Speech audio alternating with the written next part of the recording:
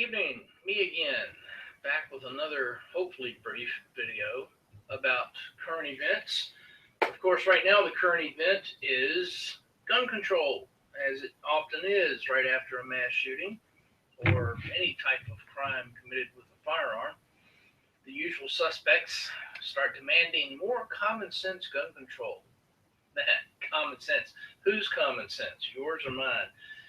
Anyway, they always come up with these innocuous terms that we're not supposed to be concerned about common sense gun control. We're just looking to make some small changes. We want to make sure certain people don't get firearms. And then, of course, you and I, and those of us who know better, will come back with, look, this is why we have a Second Amendment, the government tyranny, look back to the revolution, founding of the country.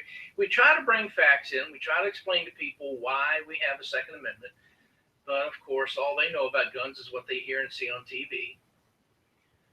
It's just a fact of life. Some people are not going to pick up a book and read history and understand things.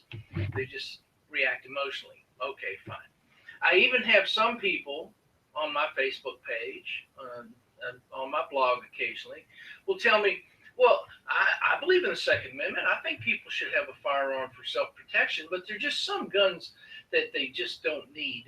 And this thing about the government tyranny, etc., the government's not going to come and take your guns. This thing about, you shouldn't worry about registering your guns or, letting the government know what you have. They're not going to come take your guns from you. Really? Do you really believe that? Or is that just more of your bullshit to try to cover up what you really want to see happen? Because let's face it, folks, it's so easy to prove you wrong, and yet even when faced with facts, you still refuse to believe what's going on right in front of you. I'm going to post, along with this video, in the comments section on my Facebook page and on my blog, I'll post some clips to some videos from the news that you trust and believe in, showing how your government, local and otherwise, will in fact confiscate your firearms. Remember Katrina, 2005? Hasn't been that long ago, folks. The police were going door to door. The National Guard were going door to door and taking people's firearms. The police chief of New Orleans said no one will be allowed to have weapons. You'll see it in one of the videos I show you. Now, these videos have been out there. This event has been known of for years now. And yet you have the nerve to sit there and tell people like me that we shouldn't worry. We shouldn't be so paranoid. The government's not going to come try to take your guns. This is my video, my YouTube page, so I can use certain types of language. And sometimes I admit I get a little salty when I get angry or when I'm trying to make emphasis on a point. But I'm not going to use the kind of language that I really want to use right now in telling you what you can do with your admonitions about don't worry, the government's not going to take your guns. Look at these videos. Look at what is happening to law-abiding citizens in New Orleans at a time when they most need those firearms for protection. What was one of the things that the news showed 24/7 after Katrina? I'll give you a second to think about it. If you said looting, you win. People roaming the streets, kicking in doors, stealing things, stealing food, stealing TV, stealing shoes, just going into someone's house and taking what the hell they want. And so some people actually armed themselves or made use of their arms for protection. Now, some of you have even said, well, yeah, I think people should have a gun at home to protect themselves. I mean, but they don't need that AR-15. They don't need those big guns with big magazines walking down the street carrying those things. But, yeah, people, I believe in the Second Amendment self-defense. People should have a gun. Really? That's what we're talking about here, folks. We're talking about law-abiding citizens. They had broken no laws. They were not roaming the streets shooting people. They were not roaming the streets robbing people. They were not roaming the streets kicking in doors and breaking into stores and stealing things. They were in their homes using their firearms to protect themselves from the potential of looters coming to their home to steal their food or steal their property.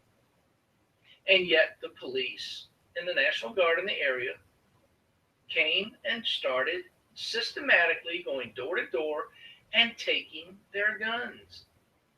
Explain this. Go ahead, explain it. In the comments section under this video, explain to me once again how the government won't take our guns. I want to hear your explanations. I mean, don't make your snarky remarks. I know you're good at that. You're good at calling people names and making fun of them. But offer me an explanation. I'd love to hear it. I'm sure some others would too. Tell me how I'm wrong. Tell me how I'm being paranoid. Tell me how the government is not going to take my weapons. Do you know what formed this country? What started the Revolutionary War that created this country? It was when the British Army marched out of Boston into the Massachusetts countryside to take weapons and powder from a local armory. And that's when the Minutemen stepped up and said, "To hell you will." And that's when the first shots were fired. They were coming, the government, at that time, King George III, was coming to take their guns. That's one of the first things that was discussed in creating the Bill of Rights and the Constitution, is the right of the people to defend themselves. You can't have a First Amendment, you can't have a Fourth and Fifth and Sixth Amendment without the Second Amendment. Because if you have no means of resisting a tyrannical government, then all the other rights you think you have don't mean shit. I know that's probably too much for you to contemplate. You hadn't thought of that. You don't want to think of that, because if you do think of that, it conflicts with your worldview. Because you think everybody is just as sweet and innocent and dear and loving and kind as you are. And they're not. And some of those mean, evil people I've spoken about before work in the government. Some of them wear uniforms and badges and carry out the orders of the people who want to see your guns taken away from you. So don't try to blow smoke up my skirt. I know better. Think before you speak. Don't tell me I don't have to worry about the government taking my guns.